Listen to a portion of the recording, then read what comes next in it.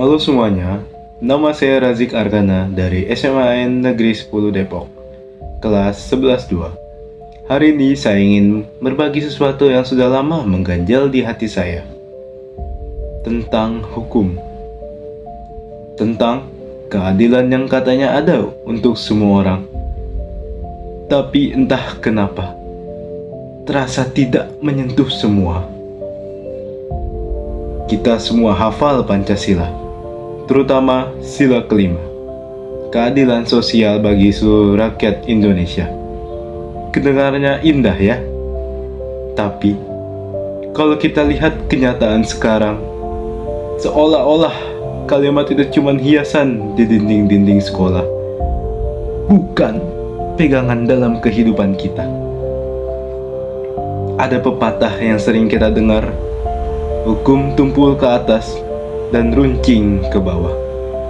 Dan jujur, setiap kali dengar itu, saya tidak bisa membantah karena terlalu sering kita melihatnya sendiri.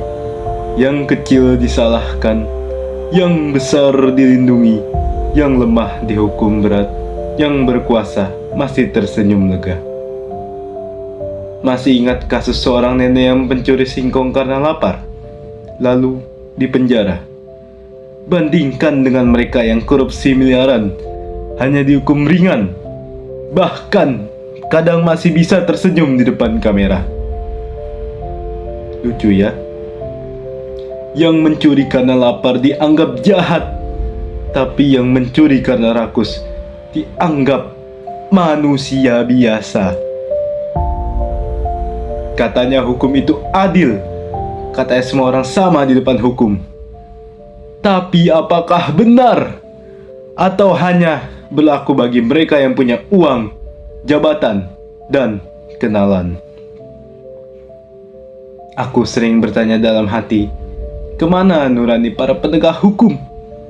Apakah keadilan sekarang bisa dibeli, dinegosiasikan, atau bahkan disembunyikan di balik jas dan dasi?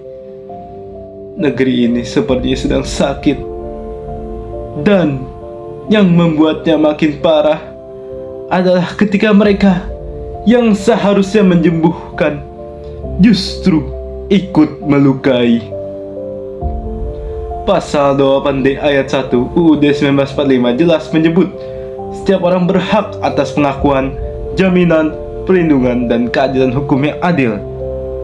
Tapi faktanya, kalimat itu seperti suara yang tenggelam di tengah kebisingan kekuasaan. Saya bukan siapa-siapa.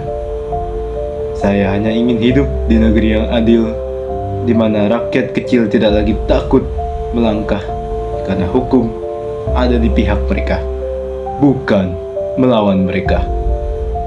Saya ingin hukum yang melihat manusia, bukan pangkat, yang menimbang kebenaran, bukan kekayaan. Terima kasih.